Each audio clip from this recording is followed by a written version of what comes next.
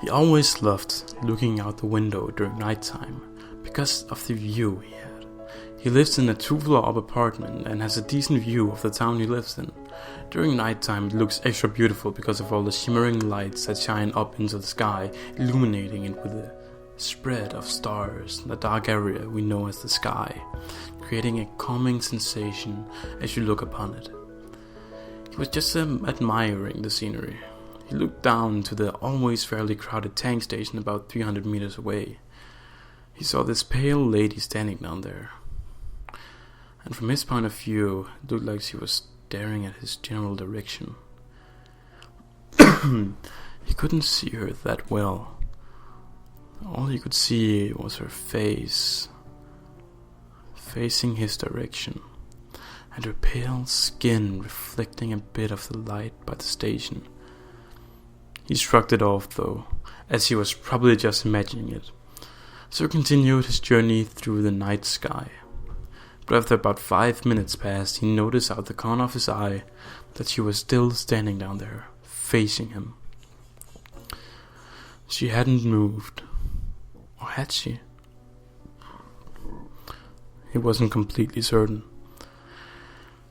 It looked as if she had taken a few steps closer to him, but he didn't pay that much attention to detail, so he might have mistaken it.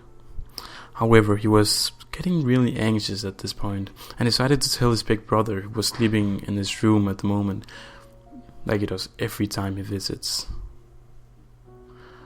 Furious by the sudden awakening, he refused to get up, but after a lot of begging from his little brother's side, he decided to give in and get it over with. He was told to look outside the window and down by the tank station, to which he replied, "Why do I have to look down there? I don't care if it looks beautiful, I've already seen."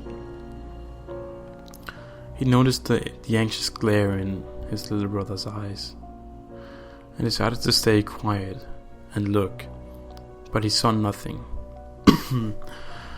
"Okay, haha, very funny, dude, just go to sleep." The boy looked down there again to find that the lady had disappeared.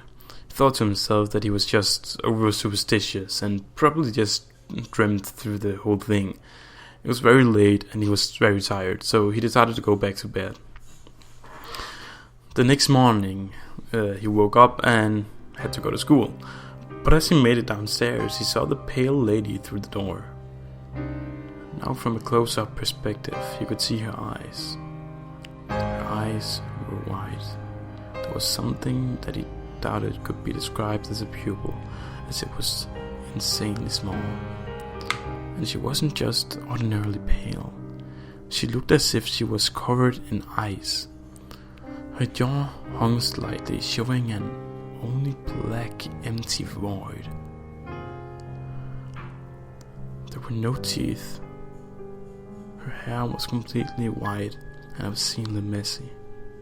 He was frantic and paralyzed.